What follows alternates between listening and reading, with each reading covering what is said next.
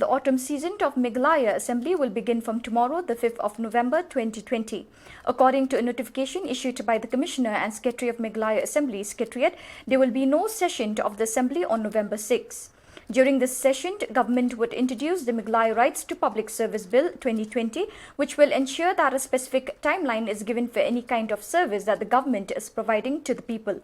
The government would also introduce St. Saviour's University Bill during the session to set up the private university in the state. The session would conclude on November 12. 2 days of the session will be private members' business, while 2 days will be government business. The Opposition Congress is also all set to raise different issues pertaining to COVID-19, illegal transportation of coal and alleged corruption in Garo Hills Autonomous District Council during the 5-day session. The Meghalaya Cabinet today took a couple of decisions, including limiting the age of the chairman of any board, cancelling the Rangmao Hydel project, using of e-stamps and approval of setting up university in the state.